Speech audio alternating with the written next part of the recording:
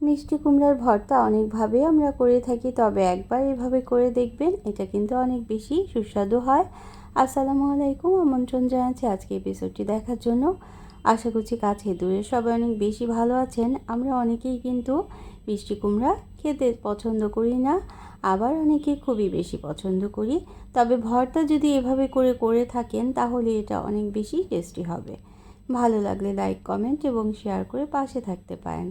তো একটা কড়াইতে আমি প্রথমে তেল দিয়ে দিলাম এবং তেলের মধ্যে শুকনো মরিচ কিছুটা সময় নিয়েছে ভেজে নিতে হবে।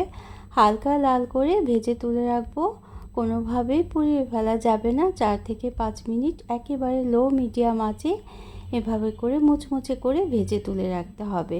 এবং এই তেলের মধ্যে আমি ছোট দেশি রসুন নিয়ে নিয়েছি, স্কিনটা ফেলে দিয়েছি ভালোভাবে এবং তারপর ভালোভাবে করে ভেজে নিতে হবে। একটু নরম করেই ভাজতে হবে। উপরের দিকটা যখন লাল হয়ে যাবে ঠিক তখনই একটা ছাঁকনি দিয়ে আমি তুলে নেব। যেহেতু সর্ষে তেলে ভাজাটা করছি এজন্য কিন্তু অনেকটাই ফেনা তৈরি হয়েছে, তবে ভয় পাওয়ার কোনো কারণ নেই। গ্যাসের ফ্লেমটা অফ করে দেওয়ার পর তারপরে ছেঁকে তুলে নিলেই হবে।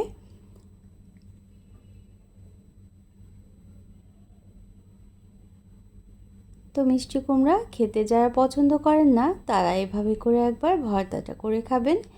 এটা রসুন এবং মিষ্টি কুমড়ার ভর্তা, এটা অনেক বেশি মজাদার হয় গরম ভাতের সাথে। আর যেন কিছুই লাগবে না এরকম একটা ভর্তা রেসিপি থাকলে। তো আমরা বাঙালিরা ভর্তা খেতে কিন্তু অনেক বেশি পছন্দ করি। তেলটা ছেঁকে তুলে রাখবো এবং তারপর এই তেলের মধ্যে আমরা মিষ্টি কুমড়াটা ভেজে নেব।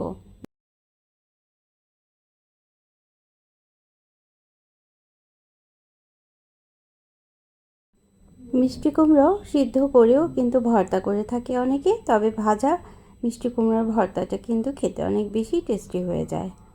তো এখানে লবণ দিয়ে দিলাম পরিমাণ মতো এবং সামান্য পরিমাণ ধনে গুঁড়ো দেব, সামান্য হলুদের গুঁড়ো, সামান্য শুকনো মরিচের গুঁড়ো দিয়ে নেড়ে চেড়ে ভেজে নিতে হবে। তো কিছুটা সময় আমি ঢেকে রাখবো এভাবে করে তেলের মধ্যে দিয়ে।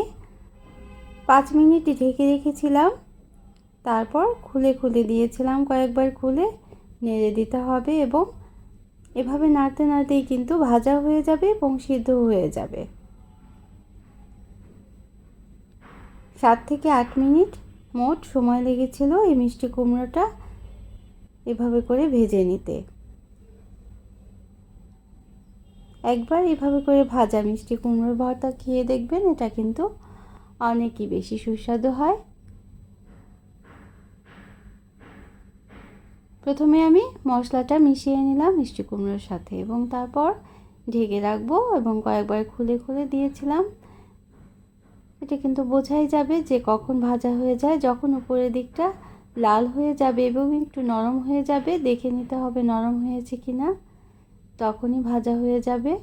তো এই পর্যন্ত যারা দেখলেন একটা লাইক দিতে ভুলে গিয়েছেন, অবশ্যই একটা লাইক দিয়ে দিতে পারেন, প্রয়োজনে কমেন্ট করতে পারেন এবং শেয়ার করতে পারেন ফ্রেন্ডস অ্যান্ড ফ্যামিলির সাথে। আর যারা প্রথম ভিজিট করছেন তারা চাইলে চ্যানেলটিকে সাবস্ক্রাইব করে বেল বাটনটাকে একটা প্রেস করে রাখতে পারেন, তাহলে নোটিফিকেশন পেয়ে পরবর্তী রেসিপিগুলো দেখে নিতে পারবেন।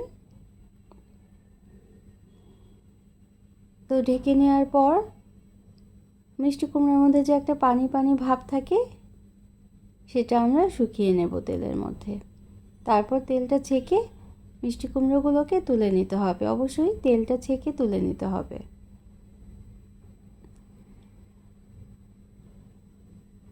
তো সবগুলো উপকরণেই একটু বেশি তেলে আমি ভেজে নিয়েছি, কারণ ভাজাটা খুব সুন্দর হয় এভাবে করে ভেজে নিলে। চাইলে কিন্তু কম তেলেও ভাজতে পারেন, সেটাও কিন্তু অনেক বেশি ভালো হয়, একটু পোড়া পোড়া হয়।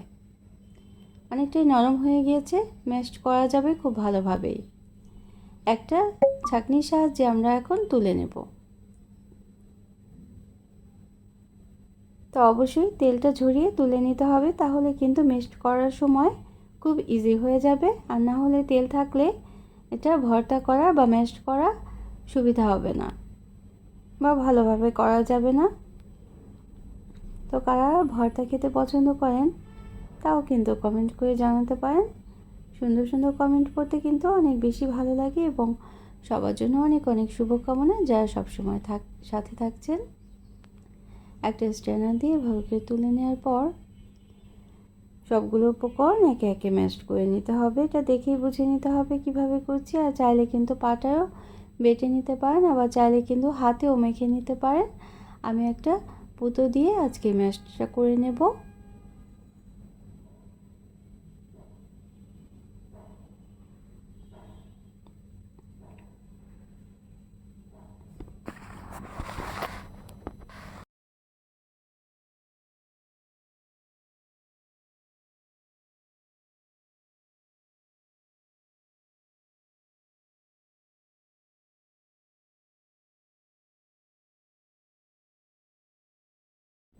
শুকনো মরিচটা গরম থাকতেই এভাবে করে ম্যাশ করে নিতে হবে। সামান্য লবণ দিয়েছিলাম, লবণ দিলে শুকনো মরিচটা খুব ভালোভাবে ভাঙা বা গুঁড়ো করা যায়।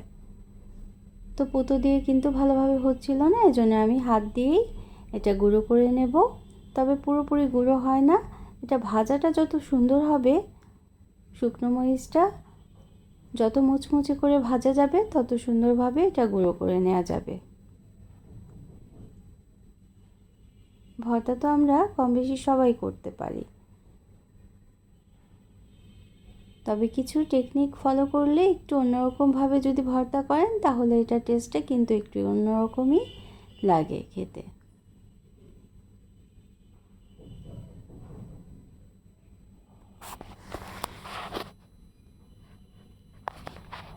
তো একে একে সবগুলো উপকরণই আমরা ম্যাশ করে নেব। প্রথমে শুকনো মরিচ করে নেওয়ার পর আমরা রসুনটাও পুতো দিয়েই ম্যাশ করে নেব।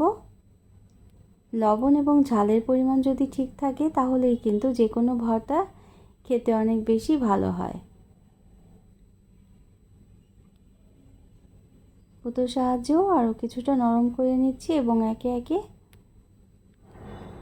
সবগুলোই ম্যাশ করে নেব। তবে রসুন কিন্তু পুরোপুরি ম্যাশ করার কোনো দরকার নেই, হালকা হালকা আস্ত থাকবে এবং কিছুটা ম্যাশড হয়ে যাবে। মিষ্টি কুমড়োটাও একেবারে ম্যাশড করার দরকার নেই, পুরোপুরি ভর্তা করার দরকারই নেই। হালকা হালকা যদি আস্ত আস্ত থাকে সেটাই খেতে অনেক বেশি ভালো লাগে। তা এখন সবগুলো উপকরণ মিশিয়ে নিতে হবে। আমি কাঁচা পেঁয়াজ দিচ্ছি, চাইলে কিন্তু ভাজা পেঁয়াজটাও দিতে পারেন। আর ধনেপাতা কুচিটা অবশ্যই দেওয়ার চেষ্টা করবেন। এখন খুবই ভালোভাবে হাত দিয়ে মিশিয়ে নিতে হবে, কোনো বাটাবাটি ঝামেলা ছাড়াই হাত দিয়ে মেখে এত মজাদার একটা ভর্তা তৈরি করে নেওয়া যায়। ছোটরা যারা মিষ্টি কুমড়ো খেতে পছন্দ করে না তারাও কিন্তু অনেক মজা করে খেয়ে নেবে মিষ্টি কুমড়োর ভর্তাটা, যদি ঝালটা তাদের উপযুক্ত করে দিয়ে দেন। তো অন্য কোনো দিনে অন্য কোনো রেসিপি নিয়ে আসবো। সেই পর্যন্ত সবাই অনেক বেশি ভালো থাকবেন। আমরা সবাই সবার জন্য দোয়া করব। Thanks for watching. Allah Hafiz.